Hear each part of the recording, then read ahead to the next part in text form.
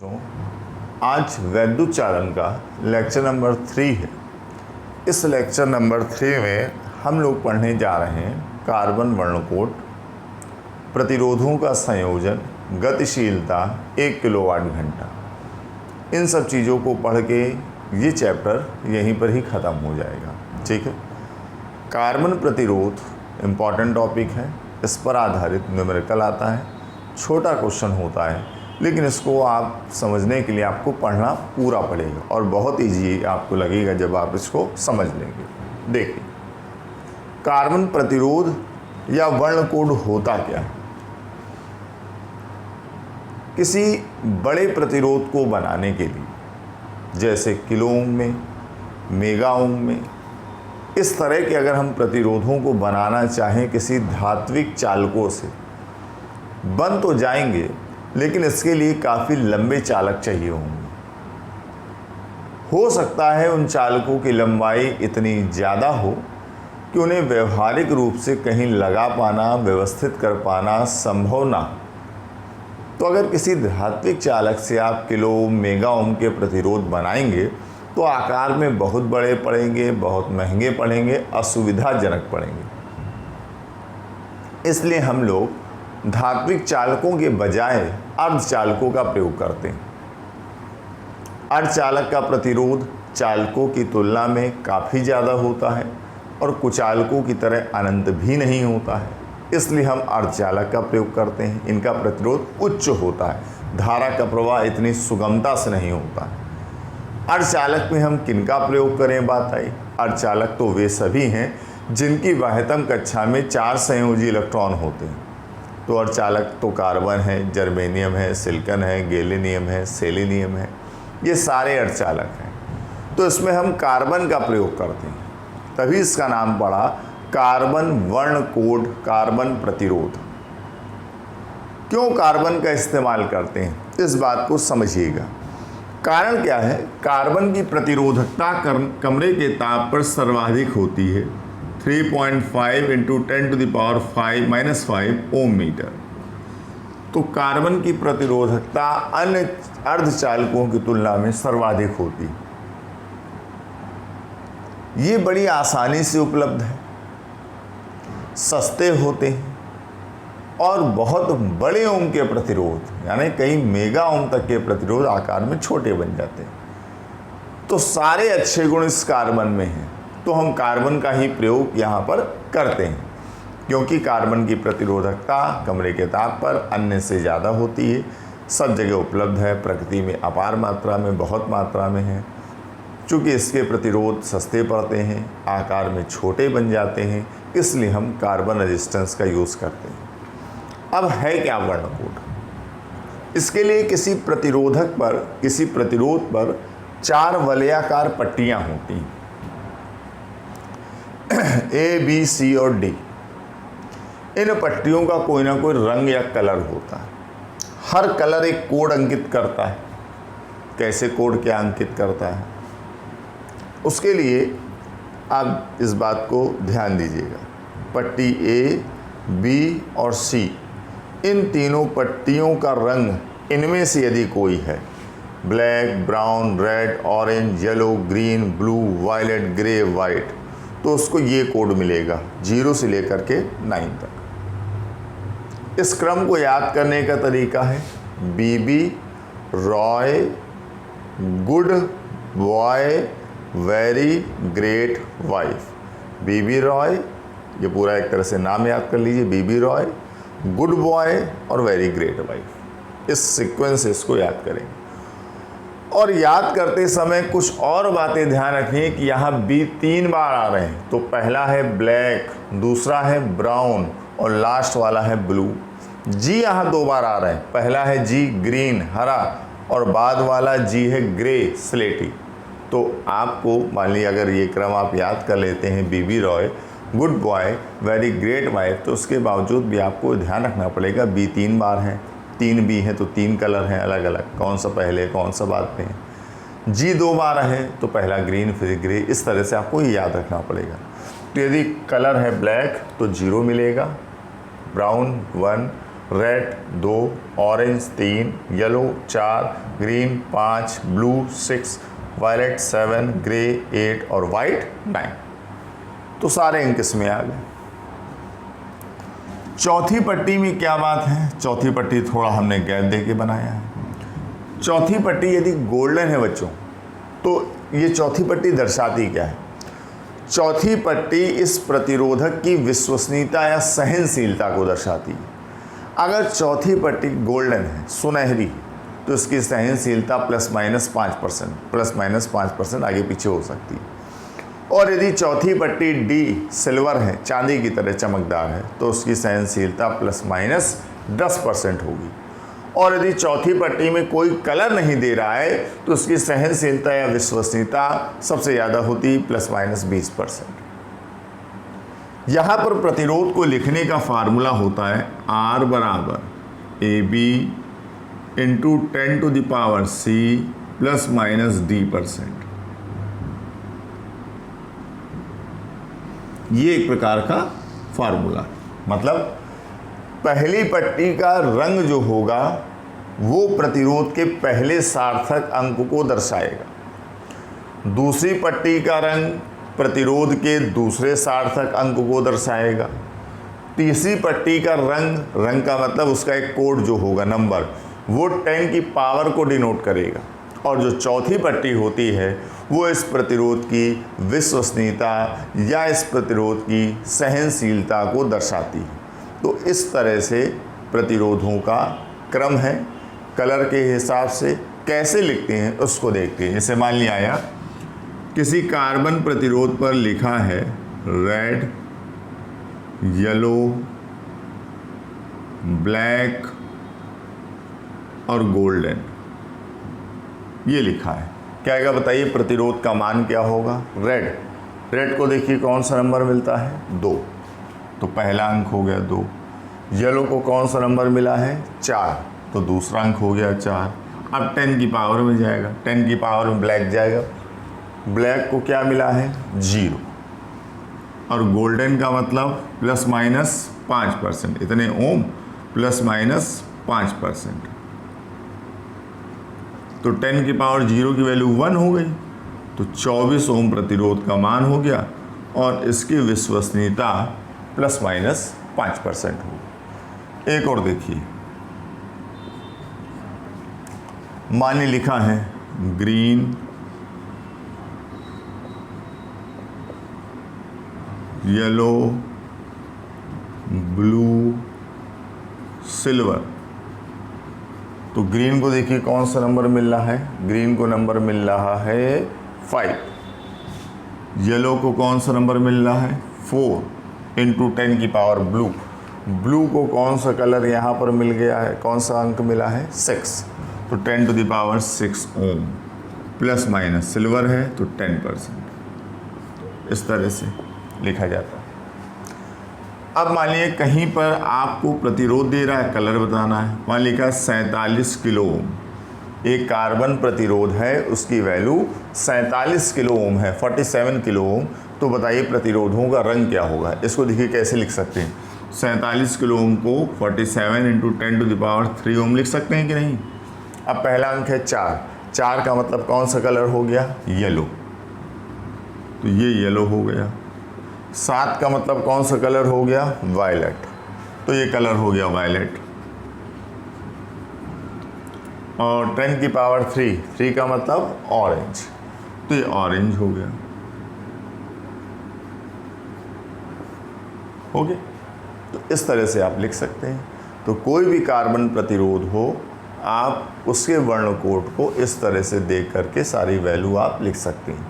कहीं आपको कलर देगा तो वैल्यू निकालनी होगी, और यही कहीं वैल्यू आपको दे रहा है तो आपको कलर लिखना होगा। ऐसे मान लिया कहीं दे दिया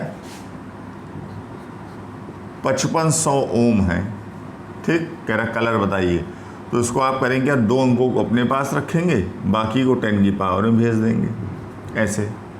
तो 55 माने 5 2 बार, 5 का मतलब ग्रीन, तो पहला कलर पट्टी का ग्रीन, दूसरा भी ग्रीन है, और 10 की पावर 2 का मतलब रेड। आगे नहीं दे रहा है तो मत लिखिए। अगर यहाँ पर सहनशीलता देता तो हम इसके अकॉर्डिंग लिख देते हैं, कोई कलर नहीं दे रहा तो ग्रीन, ग्रीन, रेड। तो इस तरह से कार्बन प्रतिरोध या वर्णकोड को समझा जाता है।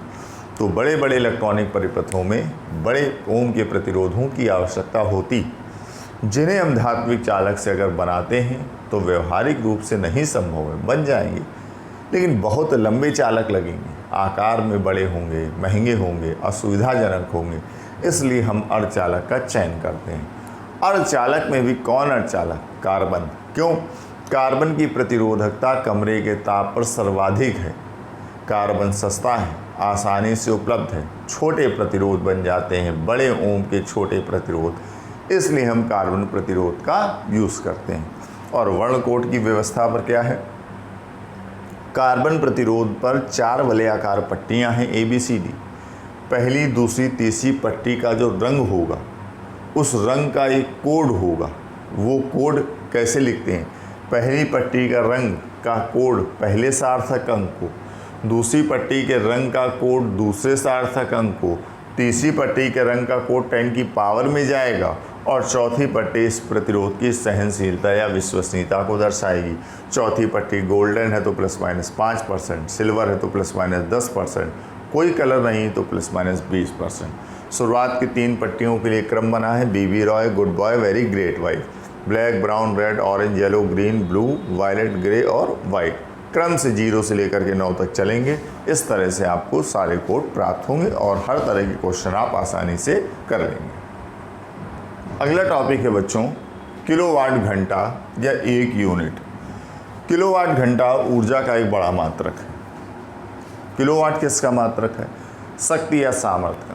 घंटा समय का मात्रक है। यदि किसी विद्युत परिपथ की सामर्थ्य 1 किलोवाट हो, 1 किलोवाट का मतलब 1000 वाट, तो उस परिपथ में 1 घंटे में जितनी भी विद्युत ऊर्जा क्षय होती है, खर्च होती है, उसे हम 1 किलोवाट घंटा या 1 यूनिट कहते हैं। घर में जो बिल आता है 100 यूनिट, 200 यूनिट, 500 यूनिट, तो किलोवाट घंटा है, kWh। तो यदि किसी विद्युत परिपथ की सामर्थ्य 1 किलोवाट हो तो उसमें 1 घंटे में जितनी भी ऊर्जा क्षय होती है, ऊर्जा की उस मात्रा को 1 किलोवाट घंटा या 1 यूनिट कहते हैं। इसको ऐसे तोड़ के लिख सकते हैं: 1 किलोवाट घंटा बराबर 1 किलोवाट गुणे 1 घंटा। 1 किलोवाट का मतलब 1000 वाट, वाट का मतलब होता है जूल पर सेकेंड, और 1 घंटे में 3600 सेकेंड होते हैं। काट देंगे तो मल्टीप्लाई आप इसे करेंगे तो 3.6 × 10⁻6 जूल।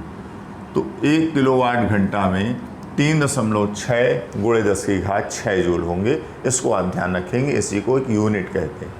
और यदि आपको यूनिटों की संख्या निकालनी हो कि कितने यूनिट का बिल आएगा, तो यूनिटों की संख्या बराबर होता है उपकरणों की संख्या। कितने उपकरण हैं एक ही चीज़ के, उपकरणों की संख्या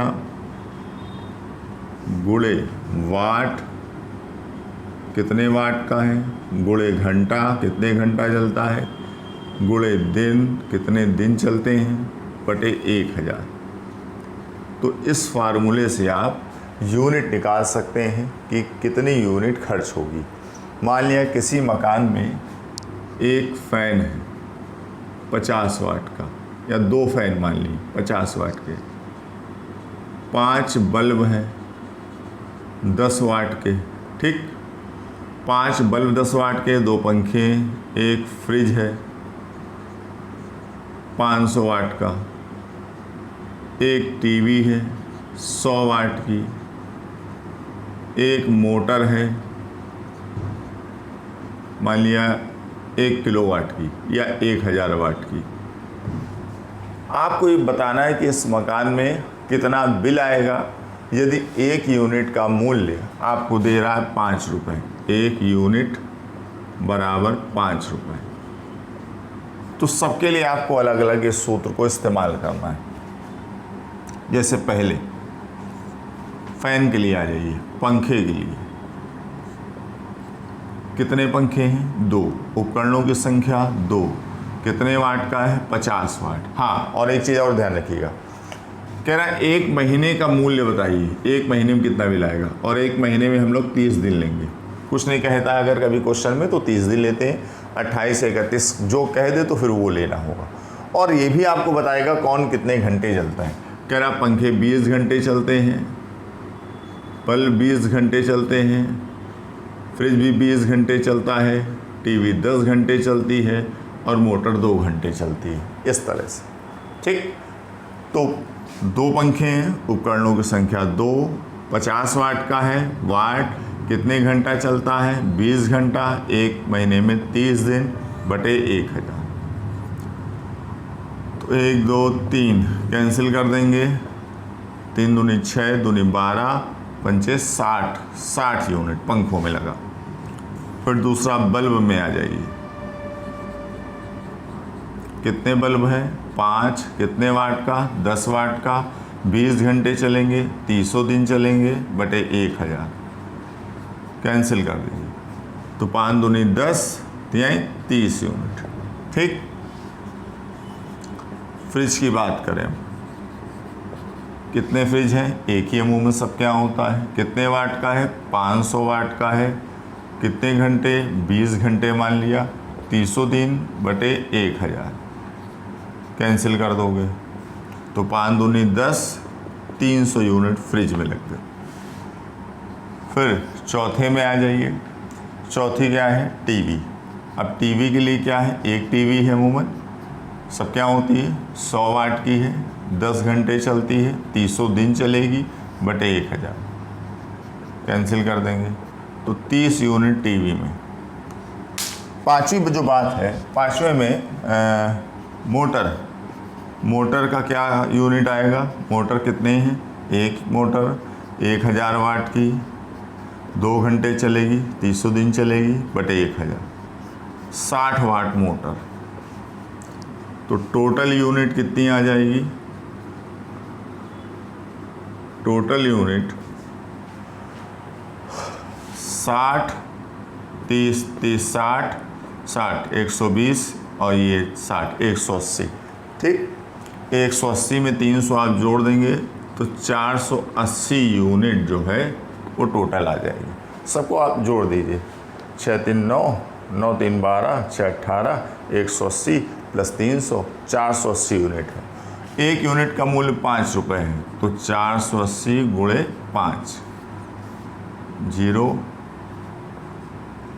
2400 रुपये तो विद्युत मूल्य है।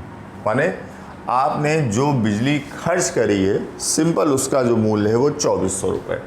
उसके अलावा जो मीटर का रेंट है, कुछ इलेक्ट्रिक ड्यूटी चार्जेस वगैरह लगते हैं, तो 300-400 रुपये और मान के चलिए। तो वैसे आपको सवाल में ये सब नहीं ऐड करना होता, आपको केवल विद्युत मूल्य लिखना होता, कितनी जलाई, कितना खर्च किया, बस उसकी वैल्यू 2400 रुपये है। अगर 5 रुपये पर यूनिट चार्जेस है तो इतना हो। तो ये इसके बारे में जानकारी है। इस तरह के आप हर तरह के सवाल कर सकते हैं। उसके बाद बात करते हैं गतिशीलता क्या होती है। म्यू बराबर होता है VD अपॉन E। गतिशीलता को हम लोग म्यू से डिनोट करते हैं। यदि E का मान 1 हो, वैद्युत क्षेत्र 1 हो, तो म्यू बराबर VD। डेफिनेशन बनेगी, एकांक वैद्युत क्षेत्र में किसी आवेश वाहक की गतिशीलता उसके अनुगमन वेग के बराबर होती है। VD अनुगमन वेग है, तो एकांक वैद्युत क्षेत्र में किसी भी आवेश वाहक की गतिशीलता म्यू उसके अनुगमन वेग के बराबर होती है। क्या मात्रक बनेगा, वेग का मात्रक आप जानते हैं, मीटर पर सेकेंड, वैद्युत क्षेत्र की तीव्रता का मात्रक न्यूटन पर कूलाम, तो ऊपर ले जाएंगे कूलाम मीटर बटे न्यूटन सेकेंड, आप ऐसे भी लिख सकते हो। और दूसरा मात्रक वैद्युत क्षेत्र की तीव्रता का वोल्ट प्रति मीटर, ऊपर जाएगा तो मीटर स्क्वायर बटे वोल्ट सेकेंड। गतिशीलता एक धनात्मक राशि है, हमेशा इसकी वैल्यू प्लस में होती, तो ये गतिशीलता के बारे में। उसके बाद एक इलेक्ट्रॉन वोल्ट को भी आप समझ लीजिए। इलेक्ट्रॉन वोल्ट भी ऊर्जा का मात्रक है, लेकिन इलेक्ट्रॉन वोल्ट ऊर्जा का एक छोटा मात्रक है। होता क्या है, यदि हम किसी इलेक्ट्रॉन को 1 वोल्ट विभवांतर दे दें या 1 वोल्ट विभवांतर से त्वरित कर दें, बात एक है। तो यदि किसी इलेक्ट्रॉन को हम 1 वोल्ट के विभवांतर से त्वरित करते हैं तो जितनी ऊर्जा प्राप्त करता है उसे 1 इलेक्ट्रॉन वोल्ट कहते हैं।